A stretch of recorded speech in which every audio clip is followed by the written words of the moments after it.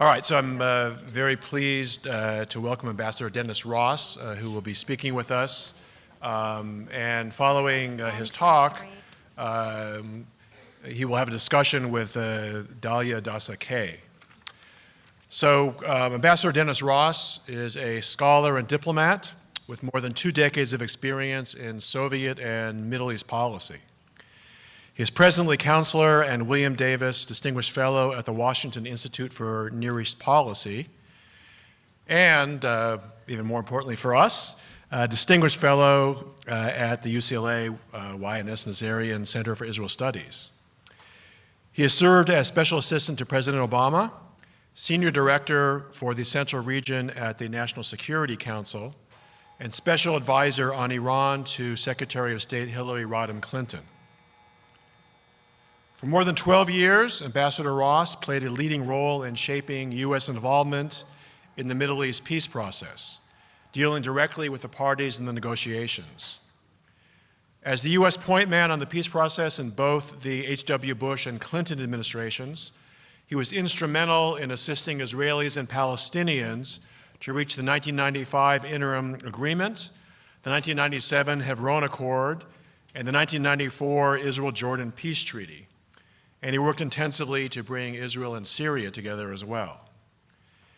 Ambassador Ross has worked closely with Secretaries of State James Baker, Warren Christopher, and Madeleine Albright.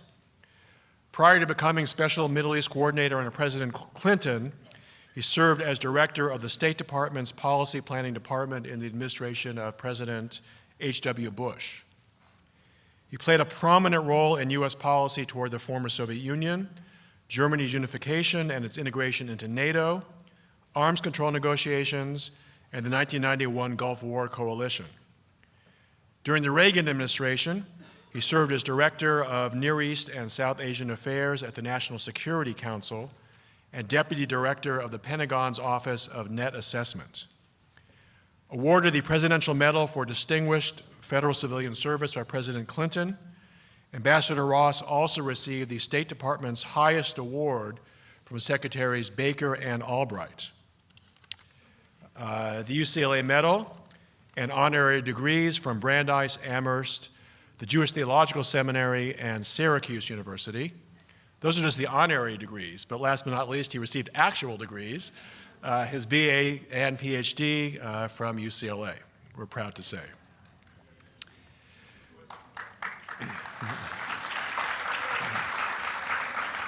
So welcome home. Dalia Dassa Kaye is the Director of the Center for Middle East Public Policy and a Senior Policy Analyst at the RAND Corporation.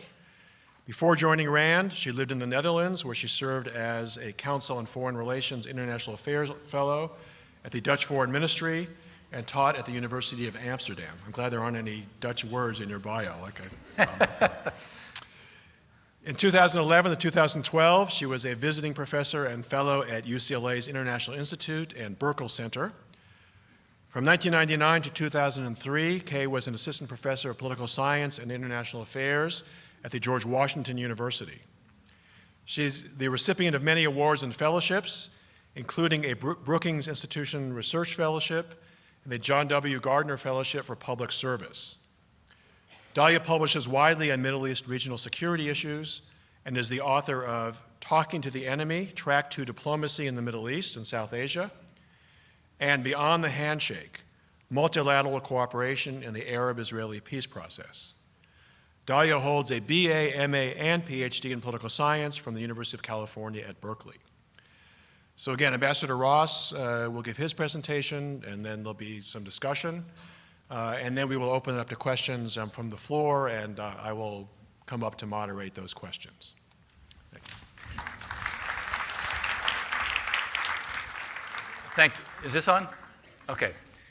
So I also teach, and I teach at Georgetown, so I like to kind of walk and talk. I don't know why, but for some reason it seems to help me think. And I also like to be kind of flexible in terms of how I speak and what I also speak on. Dalia asked me, so what are you going to talk about here? And I said, well, I haven't decided yet. But one of the reasons I said that is because there's so little to choose from. right? I mean, you made a reference to the fact that I used to work on the Soviet Union. And actually, when I was here, I focused on Soviet studies and Middle Eastern studies. There are not a lot of people around internationally these days who look at Vladimir Putin with a lot of fondness, but you know, he's kind of making my expertise relevant again. So, you know, maybe I'll start writing about those things all over again. I was thinking about, when you think about the Middle East today, I could talk about, we're going to have an election in Egypt at the end of the month. There's not a huge mystery about who's going to win that election. General Sisi is going to probably win that election. It's probably not a question of, you know, whether he's going to win. It's a question of what the percentage of the vote will be, how high it will be, will there be a serious turnout? Does the turnout itself reflect a level of support, which I think, by the way, it does. I think he, in fact, is quite popular within Egypt. But I could talk about Egypt and talk about the implications of what's going on there. I could talk about Syria, where we have a conflict that is a humanitarian disaster, a stain on the conscience of the world, and a strategic disaster as well. And Iran, in the case of Syria, is all in.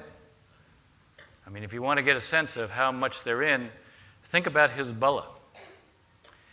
Hezbollah is in Iran in a completely profound way, suffering lots of casualties.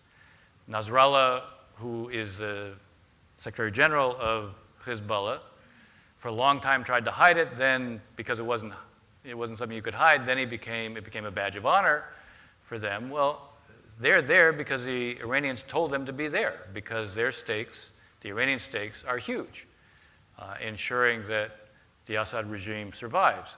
It doesn't matter from their standpoint that it survives in terms of controlling all the territory. It matters that they survive and have a connection to Iran, because the only place the Islamic Republic has succeeded in extending the revolution is in Iran with Hezbollah. So I could talk about that.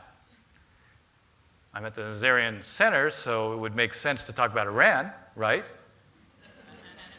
So I could talk about Iran. There is, by July 20th, there may well be a deal on the nuclear issue. I could talk about what that means, what are the prospects for that deal, what a good deal might look like, and what are the key issues you should be thinking about in terms of thinking what's at stake in the deal and also whether or not it'll take place at all. Or I could talk about what I'm probably most well known for, which is the Middle East peace issue and the Israelis and Palestinians and where things are right now.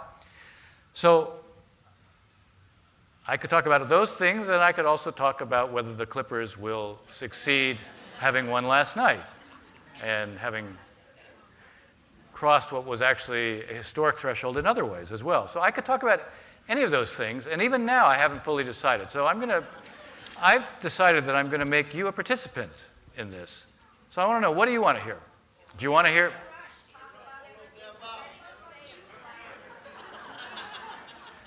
No, it's not quite that much of a democracy.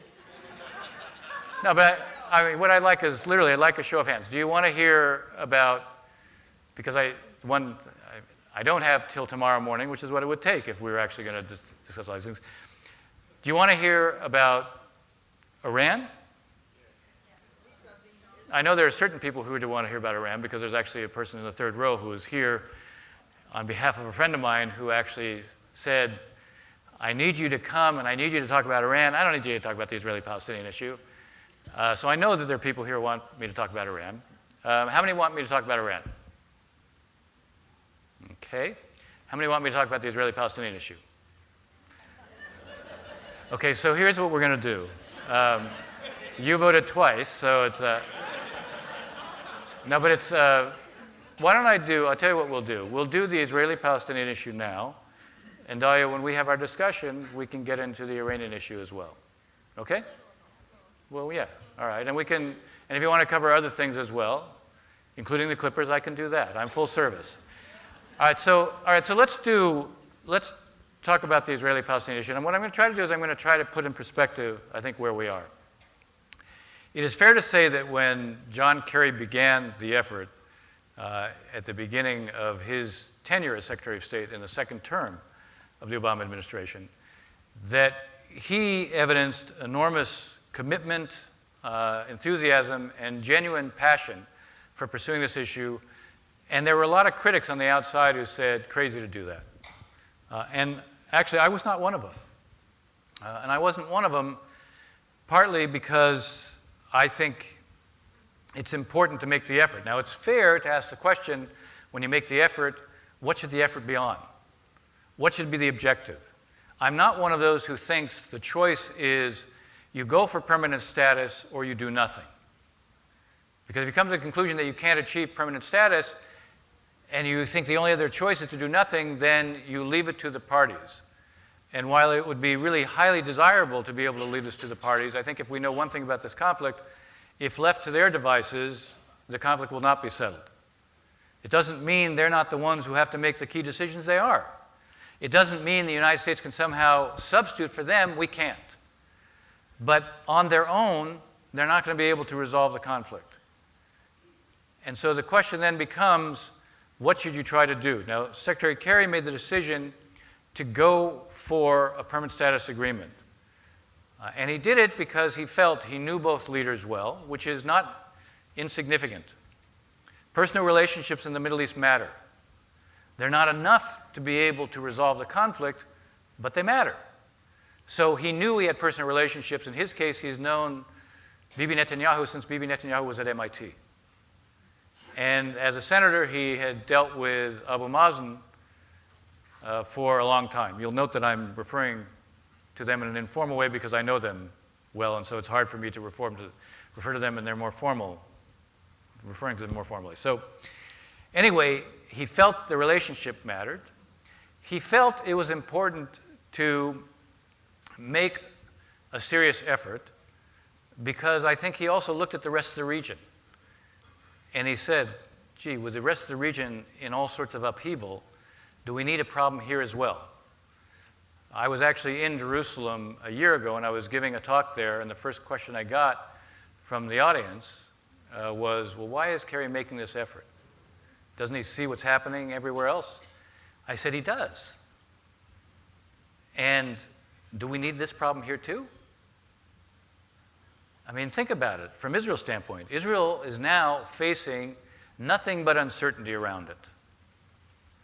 So if you have a problem with the Palestinians, is that going to be a good thing?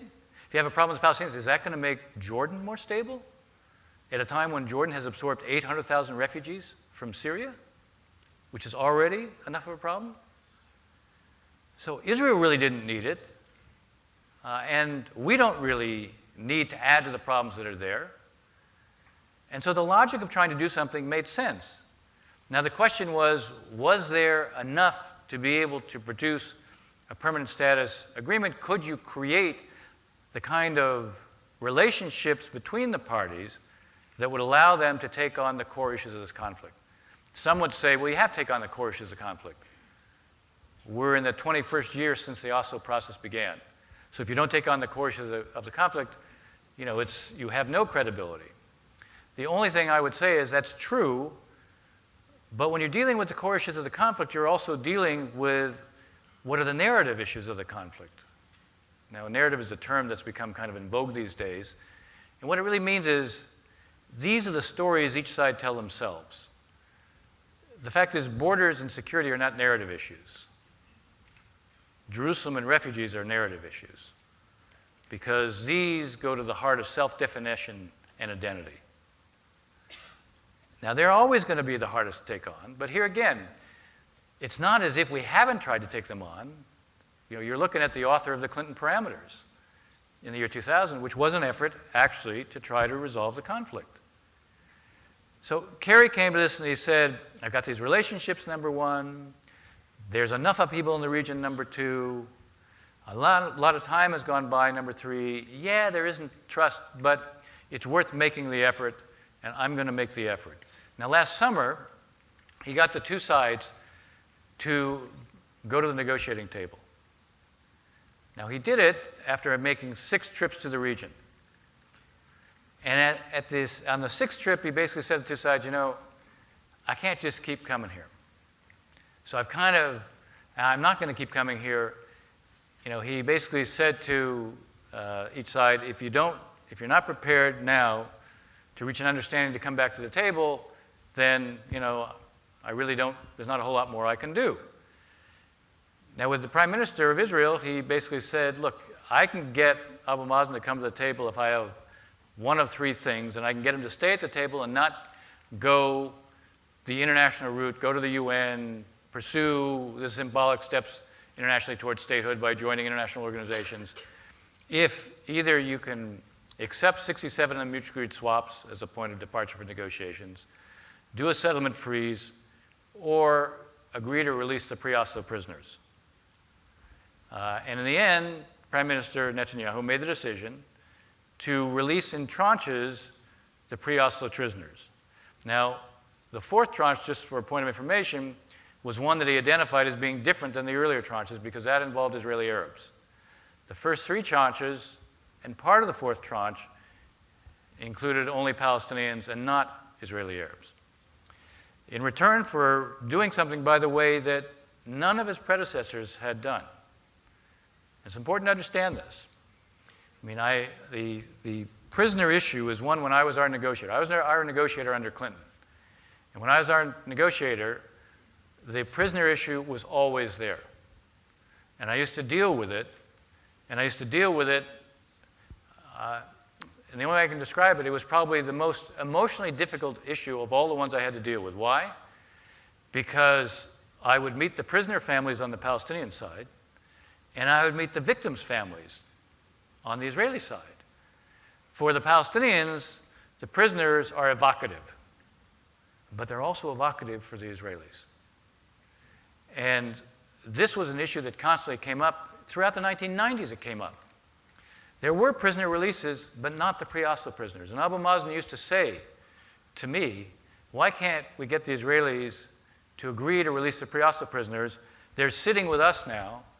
The pre-Oslo prisoners, understand, the pre-Oslo prisoners were those who killed Israelis prior to the beginning of Oslo in 1993. And he would say, look, we're the ones at that time, prior to 1993, we were engaged in armed resistance with Israel. After 1993, we gave it up. The people who are in jail, that the Israelis are holding in jail, these pre-Oslo prisoners, not the ones who were jailed afterwards, the pre-Oslo prisoners were those that we gave the orders to. And you're sitting with us. From an Israeli standpoint, they said, look, when we resolve the whole conflict and it comes time to release all the prisoners, that's one thing. But these are the worst of the worst. And so every Israeli prime minister, until Prime Minister Netanyahu, had refused to release the pre-Oslo prisoners. So last summer, Kerry succeeded in getting a negotiating process going because the Israelis made a decision to release in tranches the pre-Oslo prisoners. The Palestinians agreed, okay, we'll go for 9 months and we won't go to the UN. So far, so good. Now, there's a problem that always existed is that the context in which these negotiations took place wasn't really changed. Even though the negotiations began, and even though, in a sense, both leaders made difficult decisions.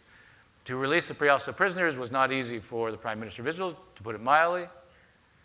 To forsake going to the international route, which has taken on a kind of symbolic role for Palestinians, was not so easy for Abu Mazen. But nothing else was changed in the relationship.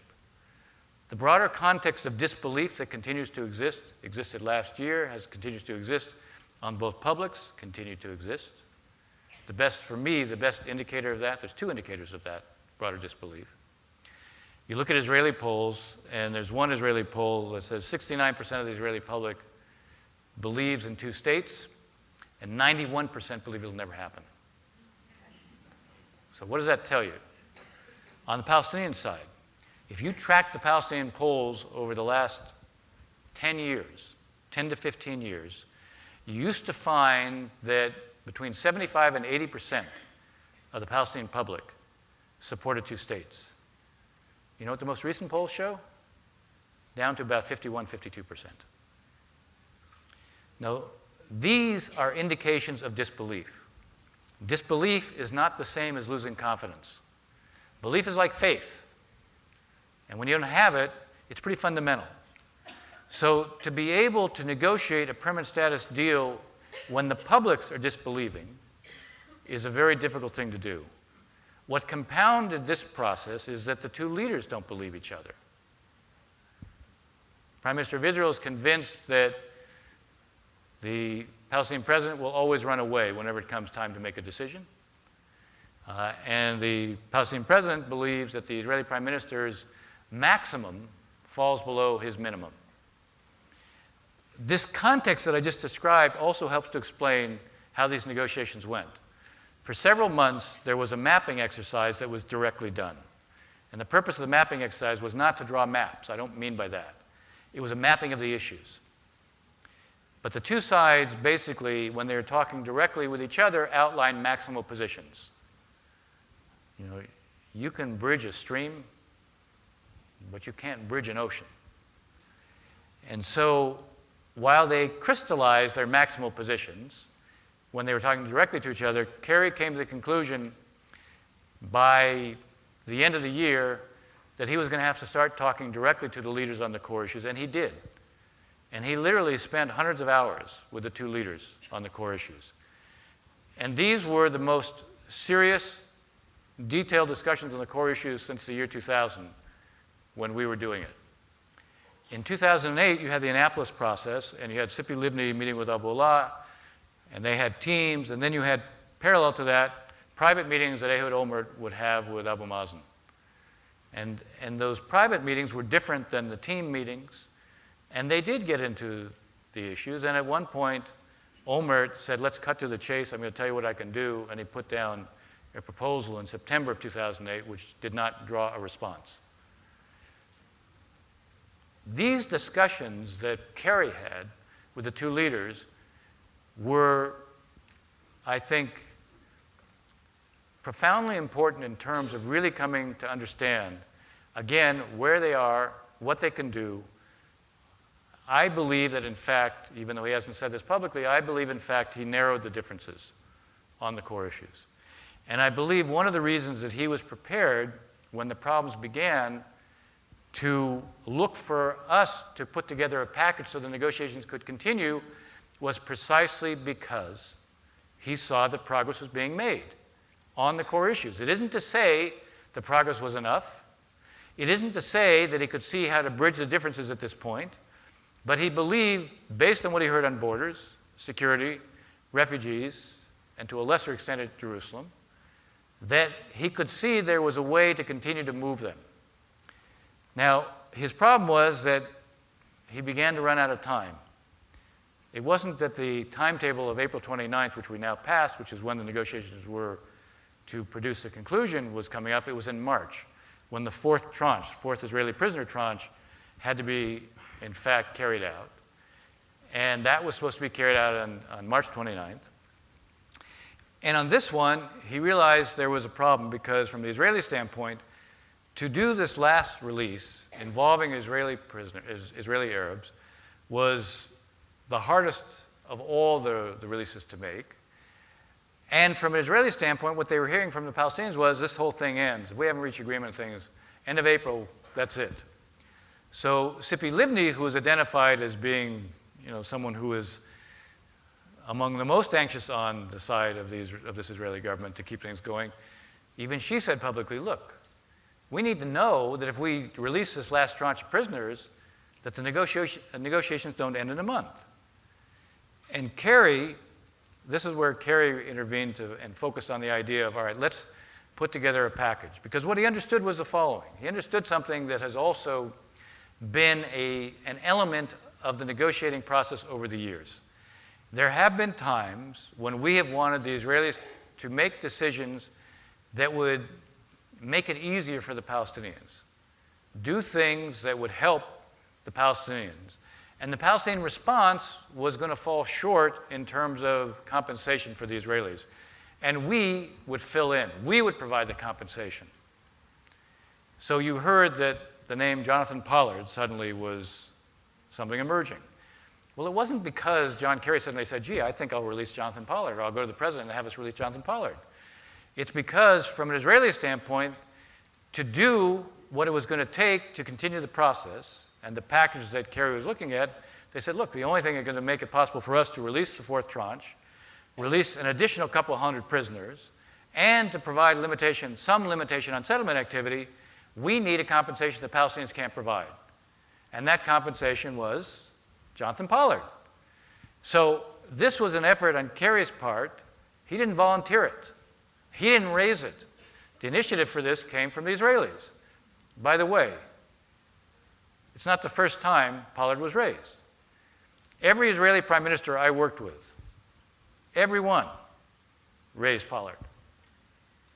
We may not like it, and I'll tell you, I was working in the Pentagon at the time that Pollard did this. And I can tell you, being Jewish and working on Middle Eastern issues during that time was not a simple thing before Pollard did it. And it sure wasn't something that was simple after Pollard did it. So from my standpoint, I had no sympathy for Pollard.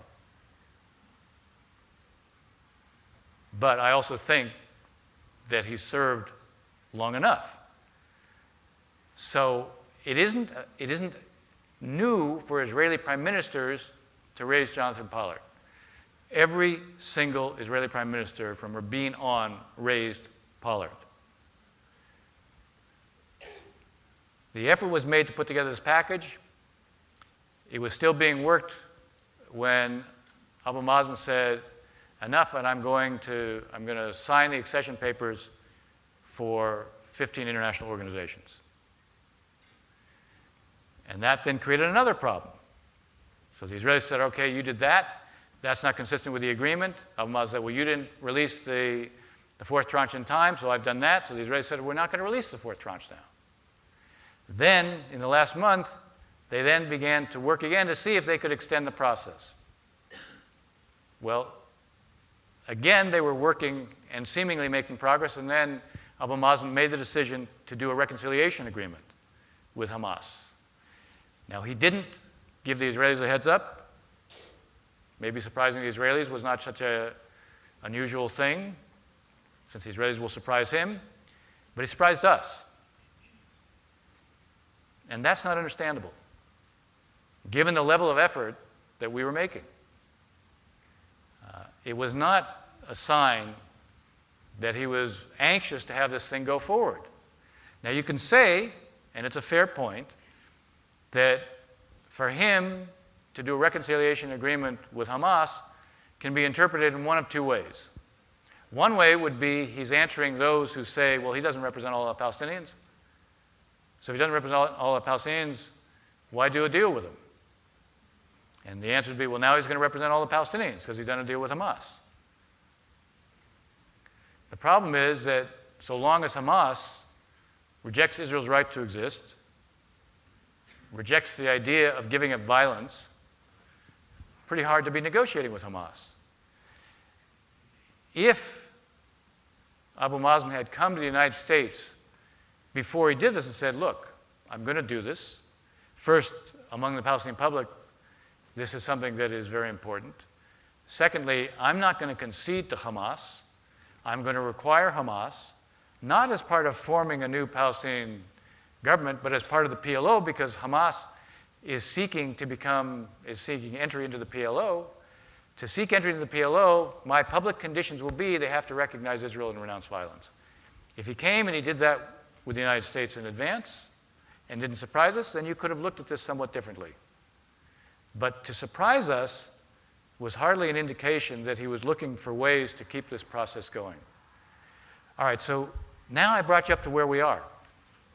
And now the question you might ask me is, okay, so now what do you do? Okay, so let's turn to the questions. All right, so what does the U.S. do? Because I started earlier by saying, look, you have to look at what your objectives are. If you think that, in fact, you can produce a permanent status deal, then we should keep making the effort. If you think that where the two sides are right now suggests that they're not up to doing the decisions for permanent status, then you need to define a different kind of objective. And my own suggestion at this point would be to do the following. I wouldn't give up on trying to produce a permanent status outcome before I did one more test of the two sides. I think the key at this point is for us to ask the two sides, look, it's clear that this context of disbelief seems to be overwhelming. And the idea that somehow you're going to be able to resolve this conflict and make big decisions on the core issues when you don't do anything to change the context in which negotiations take place is just not credible. So for the U.S. to continue to make the effort to try to produce a permanent status agreement, we need to see from each of you certain demonstrations that you're prepared to do what it takes to produce a two-state outcome. So on the Israeli side, we would seek from the Prime Minister of Israel a readiness to show that he will limit settlement activity so that it doesn't take place in what would be the Palestinian state. Palestinians will always ask me, if the Israelis believe in two states, how come they build in what should be ours? And there's no good answer to that. So if the Israelis were to announce, we will build only in what we think should be our state. We'll build only in the blocks, and we'll build only in the existing Jewish neighborhoods in Jerusalem. That would be a difficult thing to do given the current Israeli government, but it would be a demonstration that they mean what they say about two states. We're only building in our state. We're not going to build in what we think should be your state. Yes, you define the size of the blocks differently than we do, but that's what negotiations are about.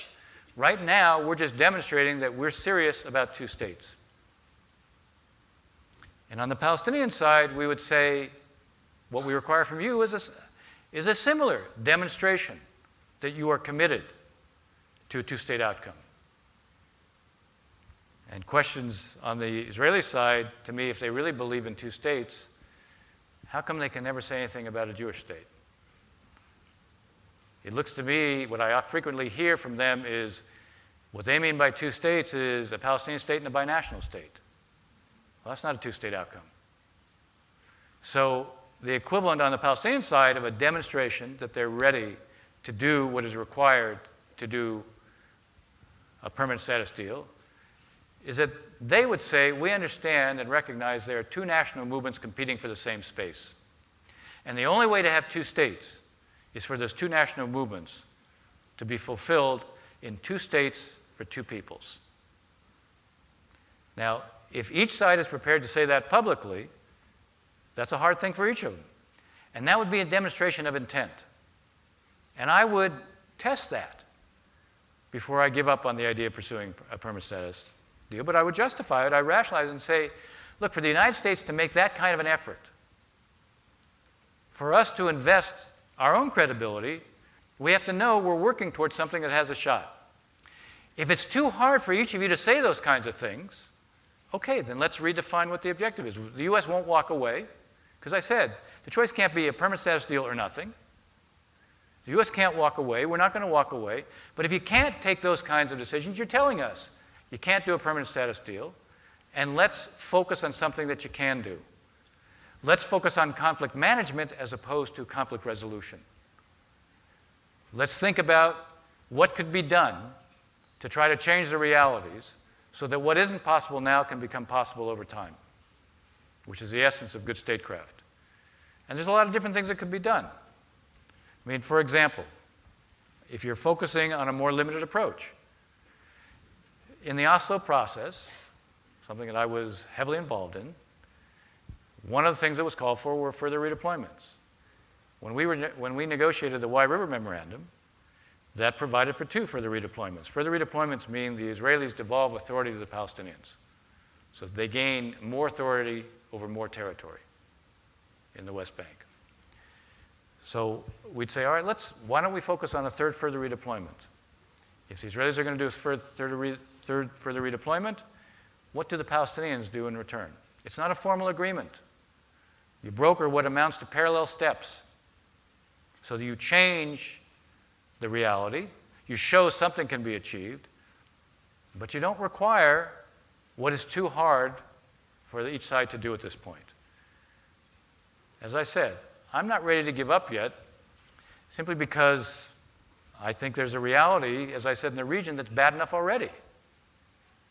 But it's not just that. Every time I hear somebody say, this is it. If we don't do a deal now, that's it. The moment's lost. 2 states, that's it. And I have one question for the people who say that. So, did I miss something?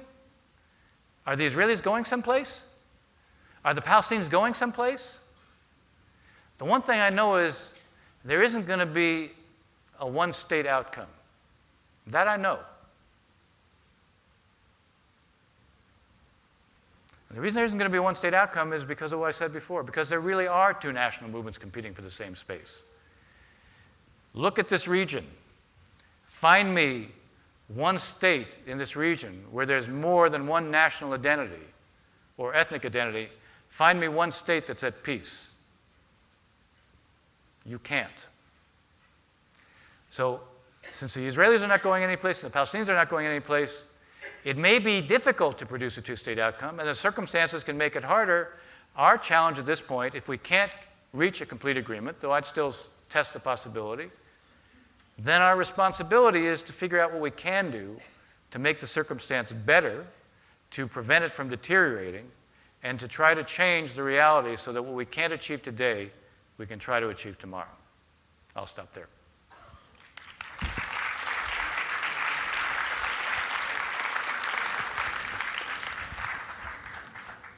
Okay, well, thank you, Ambassador Ross. That was stimulating, as we expected. Do not fear, I will not be asking questions about the Clippers. That is definitely not in my arena of expertise. But I think that we do need to start on the peace process, and maybe we can segue to Iran, because you did raise so many fundamental issues, and I saw a lot of hands up here in the audience with interest in this issue, and it is on the agenda, so we'll stick to that for a little bit.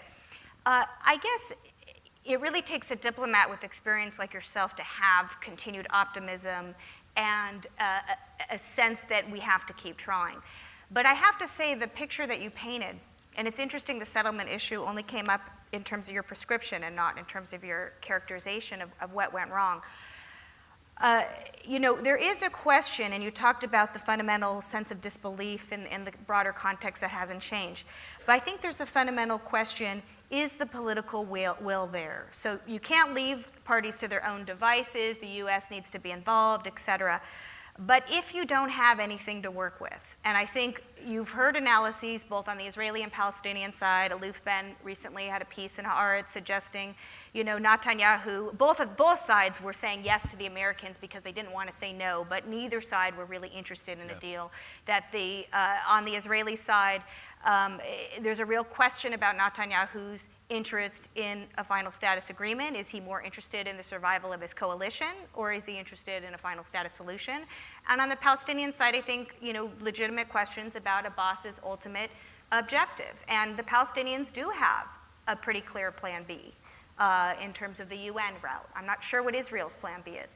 So one really has to wonder, what do we have to work with, and where does your optimism come from? Because the Kerry, the analysis of the Kerry, it was about timing. They ran out of time. If the process was structured correctly, and Kerry is threatening to expose the progress that might have been there. Give us a little bit more of why we sitting here today should believe that with the right timing, the right process in place, we had enough to work with these 2 leaderships to get a deal. Well, it's a fair question. I mean, I didn't mention the settlements because the settlements, that's the only thing that's ever mentioned. The conventional wisdom, it's settlements, settlements, settlements. I mean, even the numbers that are put out there are all over the lot. The number is 14,000. Well, yeah, 14,000 may be on the drawing board someplace. If you look at the settlements that were actually built, 2/3 of the ones where there was actually construction, 2/3 took place in the 1.9% that Abbas would say can be part of the, would be blocks. So I don't mean to diminish the settlements, because I think the settlements, from an Israeli standpoint, are self-defeating. They damage Israel internationally. They send a message to the Palestinians that you're powerless to stop what we do, which reduces any Palestinian incentives. And they raise the cost to the Israelis of making decisions, no question. The reason I started off by saying that each side took difficult decisions was because it was a way to get at the question you're asking. When a leader takes a difficult decision, it at least gives some indication that they're more serious than not. Right.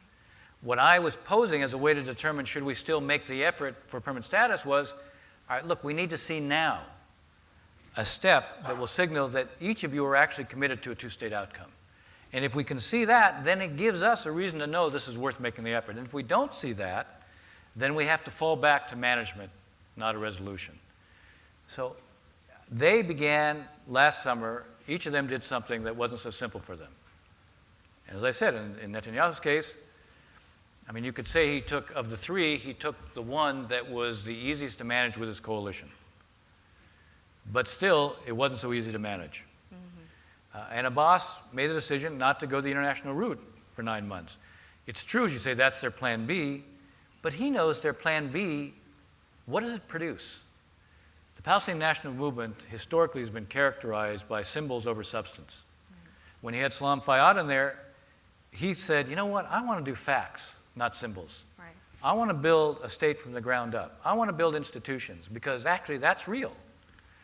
The reason there's the rudiments of a Palestinian state even now is because of what we did in the Oslo process. It is interesting, every time you hear some Palestinians say, well, we're going to just turn the keys over to the Israelis. And at one point, there were rumors this is what Abu Mazen was going to do. And who reacted against that? The Palestinians reacted against that. Because actually, having the Palestinian Authority, with all of its limitations from their standpoint, is still an achievement for them. So my point is, look, people always ask me, are you everywhere I go? And there's two things I'm asked.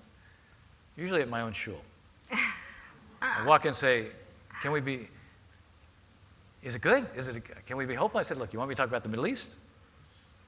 Right. Or you want me to talk about the Clippers? No, it's not a question of being optimistic. It's a question of looking at what's there. Your question was, all right, is there a reason to make an effort? My answer is, there's a reason to make an effort, but you still have to test what kind of effort for what kind of objective. Right. But your two tests were on settlement and recognition of Israel as a Jewish state. It's not that the Kerry team, and you know them all well, and they're good friends of yours, not that they hadn't tried that. So I think, from an observer perspective, our sense of optimism that test will be met is probably pretty low, given that we know, and in fact there was a really, I don't know if you saw this interesting interview in Yediot Ahronot with unnamed U.S. officials on the Kerry team. I read it. And they call many things are in the piece. They call the settlements the landmine, and one of the things they regret is that they didn't put the settlement issue at the very beginning of the process for this very reason that you're saying this needs to be a test now. Right. And it is being used on the Palestinian side, and I don't want to get into narratives, and that's not constructive, but on the Palestinian side, they're using it to say that's why Abbas shut down. Right, and there was a sense, right. and the same Kerry officials were saying, and he did shut down. We did not see willingness on his part to move forward. Question is why and so forth. But given that these are not new concepts, right, they were tested before, both sides have rejected them. So getting to the kind of how we move forward stage, right. and especially the U.S. role, if there's not much promise of this test being met successfully, with all the other turmoil going on in the region and all the other priorities globally, how much effort should a U.S. administration be putting into this conflict anymore? Even if it's just conflict management, as you say, and not conflict resolution. A very fair question. I have two reactions. The first reaction is, it's true, but when you do a test, again, the context matters. When you're in a negotiation and say, we'd like you to see you do this, it would really make a difference. Okay, and they say no. Doing that in private is not the same as in public saying, we're prepared to continue to make the effort towards a permanent status agreement, but there's no way we can continue to make the effort if we're the only ones making the effort.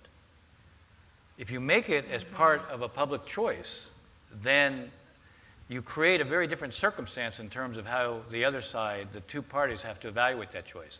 They then have to think about the consequences of what they say. When you do it in private, the consequences are quite different.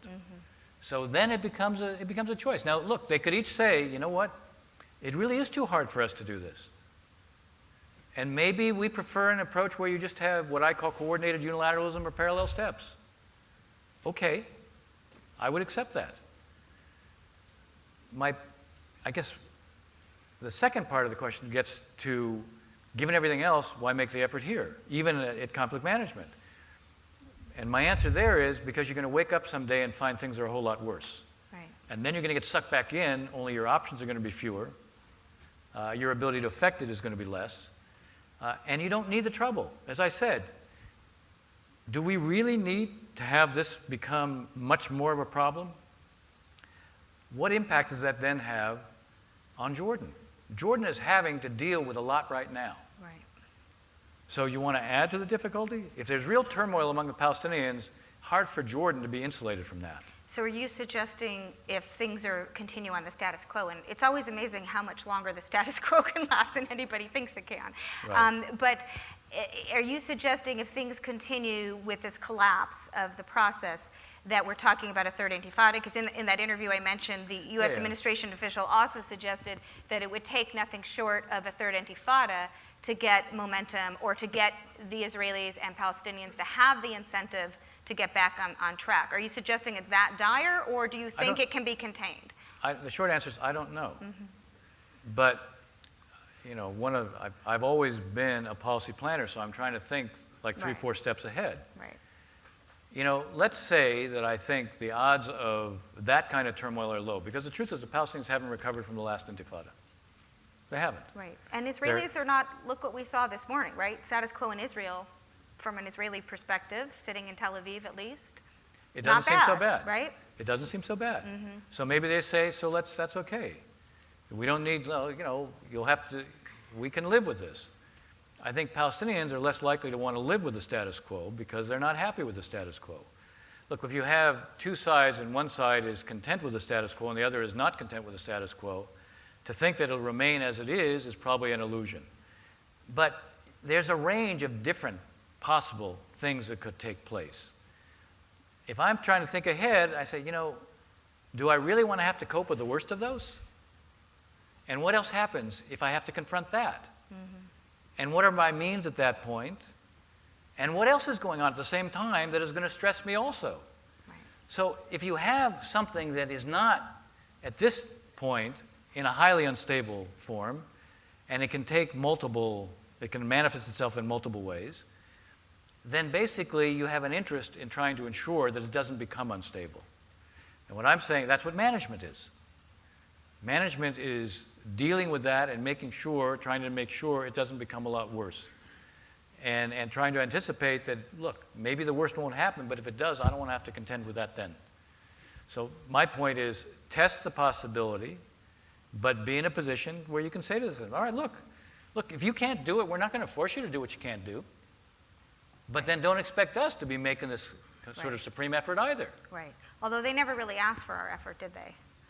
In terms of the Kerry process. I mean, that's one of the critiques of the process is that, and I'm supportive of what you had said, which it's worth the effort, but that is one of the critiques and one of the arguments of why this thing was kind of doomed to fail, because this was not something that was driven from the parties on the ground. This was an interest by Kerry and his team, because it is a critical interest to make peace in the Middle East, no question about it, and it's important U.S. national security interest, but this was not driven by the parties on the ground. So that's... Look, it is a fact of life that when things come from within, they're more likely to succeed. Right. When it requires an effort from the outside, the task is harder. What I was saying at the beginning, pretty clear on their own, it's not going to happen. Now, when you have an external party playing that role, that's also not enough. So the question is, is there some mix of the two? Right. And at a minimum, we're at a point now where at least we should try to manage. I'm not a fan of those who say, let's put out the parameters and walk away. Because if the two sides were not capable of doing something, when we were trying to do this, and you just say walk away, why do you think things are going to get better? Right. And as I said, then you're going to deal with what is a vacuum. And we know one thing about vacuums in the Middle East, they get filled. Yes. And they never get filled by good forces. Yes, which is a good segue to the broader regional context, because there are a lot of vacuums today, and is exactly why we're seeing so much turmoil. So just maybe starting with the linkage between the peace process and the regional climate, if this narrative that was revealed in this interview of the U.S., I don't want to overstate this, I think the U.S. administration was putting blame on both sides, but there was a strong feeling that the Israelis, particularly Netanyahu, did not take the political risks he could have taken. And if this narrative is deeply embedded in U.S. administration thinking, to what extent do you think this will impact the Iran negotiations and Israel's view? Do you think it will have a effect, or will there be, one option is there's no linkage at all, which Israeli public opinion polling seems to suggest. Most Israelis actually don't think there's a linkage between peace process and policy in Iran. But in terms of politics and perception, will there be a feeling in Israel, well, we kind of, this thing collapsed, so we got to give the administration one, so we're going to be a little bit, obviously their interests are strong on Iran, they have clear reasons to be concerned about Iran, but we'll give a little bit on this no-zero enrichment. They seem to be moving anyway as the reality of the Iran situation is changing. Do you think there's more ability or more room or opening for the Israelis to be a little more flexible on their views of a final status agreement on the Iran nuclear issue because of the peace process, or do you not think there's a relationship? I think that there is, I think there's a relationship, but I wouldn't exaggerate the relationship. The U.S. is pursuing something with the Iranians not because of Israel. We're pursuing something because an Iran with a nuclear weapons capability is a threat to the region, it's a threat to the nonproliferation regime, and it reflects something that's very important to us. It is true, as you were getting at, that there's a difference in view between the administration and the Israeli view of what an acceptable negotiated outcome is. The publicly stated Israeli view is zero enrichment. And it's not that the administration wouldn't prefer to produce an outcome like that, it's that that's not an outcome that's achievable. But the question then becomes, what's the nature of the rollback of the Iranian nuclear program? And I think that's, I think the administration on the one hand is quite sensitive to what the Israeli views are. And I think we'll take those into account to a point, because again, there still is, you still have to do this negotiation. We're not doing it, it's not a one-on-one negotiation, it's the 5+1 with the Iranians. I think the administration is mindful of two things. One, what would be a credible deal that they can defend? And that relates to Israel, because Israel's reaction to it will also affect, is the deal perceived to be a credible one or not so credible one? And that's important, because if the deal isn't perceived to be a credible one, the administration needs to get congressional support for a deal. Because the deal will be, I wrote one piece where I said the joint plan of action was a cap for a cap. This deal is a rollback for a rollback. It's a rollback of their nuclear program in return for a rollback of sanctions. Right. Now, the legislatively mandated sanctions are the most important one. The ones that really matter to the Iranians are the ones related to the central bank. That's a legislatively mandated sanction. If the deal doesn't look credible, then it's hard to get that through the Congress. This is not an easy, right. But the administration won't have an easy time with the Congress in any circumstance, but the more credible a deal, the easier it is to sell. And so the Israeli reaction to a deal is not immaterial. And so there's a relevance there. And I think also because the Iranian issue is viewed by the Israeli government as more of an existential question than wanting to be able to cooperate with the administration on this has also been important, although that didn't prevent a pretty tough reaction to the joint plan of action. Right. Although in the end, the Israeli position was basically overruled. They lost that battle. Right. It's not the end of the story. Right. But I guess the question is there some flexibility in the Israeli position? So you have the maximalist, the public stance by the Israeli government of no deal is acceptable if there's any Iranian enrichment, period, indigenous enrichment.